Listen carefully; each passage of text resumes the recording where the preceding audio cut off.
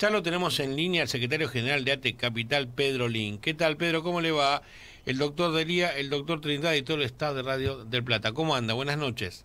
Buenas noches, ¿qué tal? Sí, yo soy Pedro Lin, secretario gremial de ATE Capital. Secretario gremial, exactamente. Pedro, bueno, a ver, claramente hay una libertad de acción, ¿no? Esto es lo que dice el Consejo Directivo. Es decir, esta libertad de acción, ¿qué significa para el día miércoles?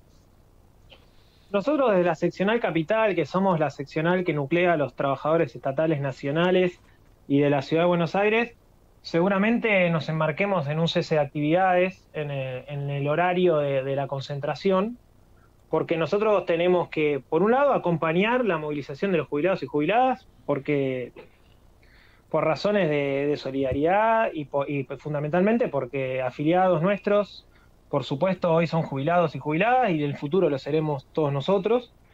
Y por otro lado, porque es parte, no es un hecho aislado la cuestión del veto al aumento de los jubilados, sino que es parte, está marcado en un ajuste general que está pegando a los trabajadores públicos, a los trabajadores del ámbito privado, ni hablar a los cuentapropistas y también a los jubilados. Entonces, nuestra articulación tiene que ver fundamentalmente con eso. No es solamente acompañar, no es solamente estar acompañar el reclamo que es justo de los jubilados y jubiladas, sino también hacernos parte de algo mucho más amplio que están atravesando los trabajadores en todos los niveles.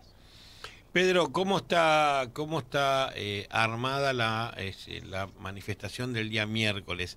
¿Se suman con otros gremios? ¿Hay otros gremios que van a estar participando? ¿Cómo se está organizando esto?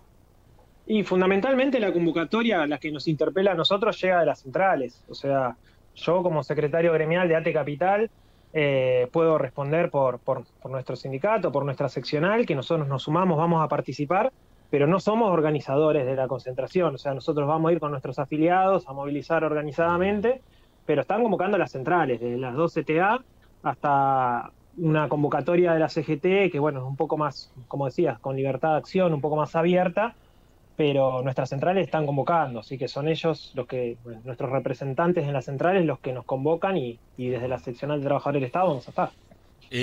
Alessandrini también, que es un amigo, ¿va a ir de allá de la zona norte, también de ATE o no? No lo sé, no lo sé. ¿No lo sabe? ¿No lo No sabe? lo conozco. No, no sé, la verdad no No sé. lo sabe, No lo conozco. perfecto. Ahora bien, en función de esta manifestación que ustedes hacen justamente para acompañar a Ujú. los jubilados, ¿no? Que es el gran impacto que tuvo el veto de Milei y que se va a discutir esto. Eh, ¿Usted cree que si este veto va a tener, y con toda la manifestación afuera, porque lo que tratamos todos los argentinos que no haya lo que se vivió el otro día, en donde veíamos que los jubilados estaban siendo víctimas de una represión en donde se trataba de manejar a toda la gente que iba a protestar. Sí. ¿Estos puntos están previstos para que no haya ningún tipo de manifestación que afecte a los jubilados, a la gente, que no haya heridos? ¿Ustedes prevén El algo así? objetivo, sí, me parece bien como lo planteas. Creo que el objetivo principal es ese. Creo que darle un marco que garantice una organización y una masividad suficiente. Y creo que los jubilados, es mi esperanza, muchos que vieron las imágenes no se van a acobardar, sino por el contrario, van a sentirse, eh, por más que es una situación difícil, ¿eh? Yo estuve del otro lado así como los jubilados en varias situaciones en este año. Es una situación difícil que uno se replantea porque uno no quiere poner su integridad física, y ni hablar adultos mayores. Es una situación, pero a la vez una situación desesperante para estos compañeros. Entonces lo que tenemos que tratar de constituir es un ámbito lo suficientemente masivo para que, masivo y organizado, que evite cualquier represión de la policía como la que se vio el otro día. Yo estaba ahí, vi imágenes Tremendo. que uno espera que los jubilados digan, o sea, hay una parte natural en uno en decir, pará, no te pongas tal, y la realidad es que la policía avanzaba y ellos estaban peleando por su salario, y entonces es entendible que quieran seguir avanzando a pesar de que le tiraban gases, les pegaban en el piso. Yo creo que el marco va a ser distinto, va a ser mucho más amplio, mucho más masivo, y vamos a poder evitar ese tipo de cosas y que se puedan manifestar en paz sin tener miedo a la policía. Pedro, ¿qué tal? Buenas tardes, el doctor Trindade te saluda. ¿Qué tal? Eh, Pedro, quisiera saber tu opinión, si vos considerás que las manifestaciones, por más multitudinarias que sean, si pueden llegar a torcer o a cambiar, digamos, la voluntad de tanto el que veta como el que se opone, ¿no? Está bien, sí, es un planteo casi de base, de origen, de razón de ser de la movilización sindical. Yo creo que sí, pueden cambiar, que deberían cambiar en base no solo a las grandes movilizaciones, sino escuchar, hay que escuchar en distintos niveles y en distintos lugares. Uno es escuchar la calle en las movilizaciones, otro es, hay un montón de mecanismos que tiene, y más ahora con las nuevas tecnologías, este gobierno tendría un montón de mecanismos para escuchar lo que está pasando en la calle, en los barrios y en los ámbitos laborales. Yo creo que la movilización es uno. Eso no quiere decir que todas las grandes movilizaciones van a torcer las decisiones de los poderosos. En este caso, el veto fue muy claro, las encuestas, incluso que a veces son difíciles de interpretar o de creer, pero las encuestas eran muy claras de la posición de la sociedad respecto al veto del posible veto del presidente, y aún así vetó. O sea, Claro, pero nosotros por qué tenemos te que digo? movilizar más allá del resultado concreto de cada acción. Perfecto. Hay en el fondo una razón de ser, de saber que uno está del lado del bien, del lado de lo correcto, que en este caso el salario de los jubilados, y si eso implica que mejore la situación, mejor. Perfecto. Pero aunque supiéramos con fatalismo de que no lo vamos a lograr en esta instancia, igual tenemos que estar.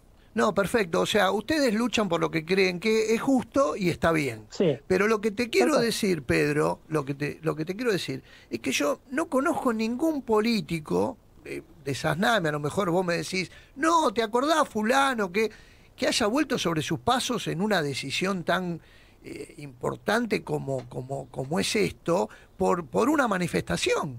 O sea, no, como que no recuerdo, viste, que un político diga, no, a ver, no, está bien, voy a dar marcha atrás porque la gente lo pide y el clamor popular me está mandando un mensaje que es tal cosa. Bueno, ejemplos hay varios, ¿no? No quiero ser quizás hacer un rápido recorte, pero se me ocurre el macrismo cuando quisieron implementar el 2x1 y las manifestaciones masivas que los hicieron retrotraer, y después hacer una alabanza al hecho de que ellos retrocedían, pero no era un veto de la ley, y reconocían los errores y retrocedían y después hacían campaña con eso. La ley ómnibus, antes de la ley bases, la ley ómnibus, hubo mucha movilización y de un día para otro retiraron el proyecto del Congreso. Claro, eso pero se leyó como una victoria. Claro, pero Pedro, por supuesto, porque después una salió la ley cosa es que base. te retiren un proyecto, ¿sí? Que la palabra lo dice, es un proyecto, es algo a discutir, a debatir, a ver qué hacemos. Y otra cosa es el veto de una ley, es que una persona diga, esta ley no sale. O sea, es algo, ojo, desde el punto de vista técnico te hablo, Pedro, ¿eh? Pero ahora son los diputados, son los legisladores los que tienen la voz y el voto para definir si aceptan o no aceptan el veto. Y eso es la cuestión, o sea, ese es el objetivo. Por eso hay que estar en el Congreso, hay que movilizar y hay que lograr que se escuche esa voz de las calles, como decía, con paz, tranquilidad, organizados, etcétera, pero tiene que haber masividad. Porque ahora son los diputados los que van a tener que discutir ese veto y ver si lo avalan o no lo avalan. Pedro, el presidente de la Nación dijo, toda aquella ley que salgan para romper el equilibrio, ¿sí? Y que si tirar abajo el déficit, va a ir para atrás.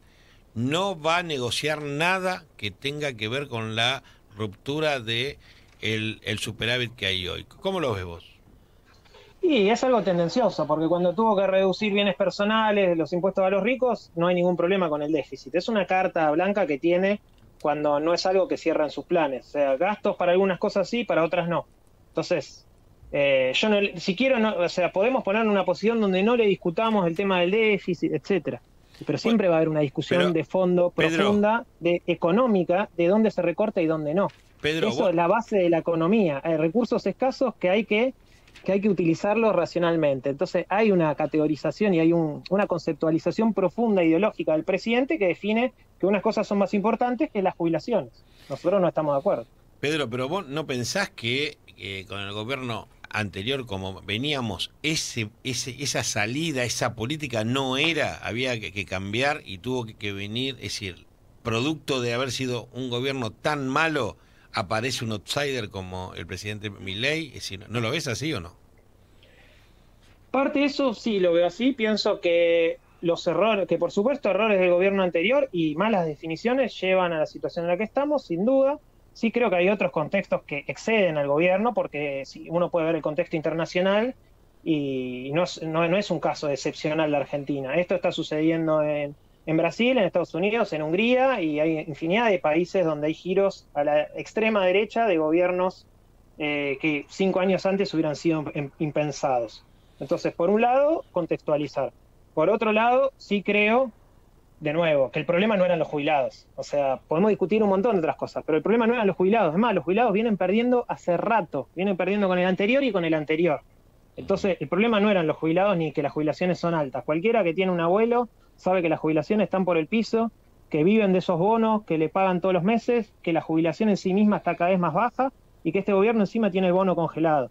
Entonces, el problema no son los jubilados, no es por ahí. O sea, sino cada vez que hay que discutir un caso, una situación, tenemos que revisar el gobierno anterior. Bueno, no, los jubilados no tienen nada que ver con el gobierno anterior. Los jubilados son los que están sufriendo en estos días y que vienen sufriendo hace mucho, mucho tiempo.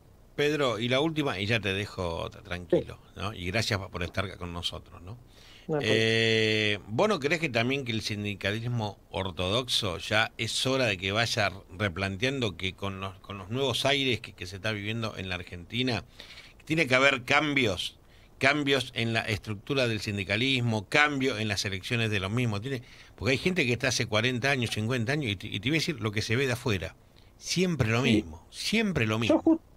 Yo justo estoy en un sindicato que por estatuto las conducciones tienen que máximo 2 mandatos, así que justo en el sindicato de ATE de los trabajadores del Estado eso ya existe. Hay recambio, hay discusión, hay democracia, se ganan elecciones, se pierden elecciones, las juntas internas se eligen democráticamente, las conducciones también. Yo sí creo que eso tiene que suceder en todo el sindicalismo, pero creo que está sucediendo y que los sindicalistas somos rápidos para leer lo que pasa, porque lo que pasa en el ámbito laboral, lo que pasa en una fábrica, lo que pasa en una oficina, porque nuestro máximo capital político sindical es la representatividad. En el momento que dejas de representar, sos obsoleto. Entonces, yo creo que los sindicalistas leemos rápido esas cosas, a veces mucho más rápido que los políticos, que tienen otra estructura, otro apoyo.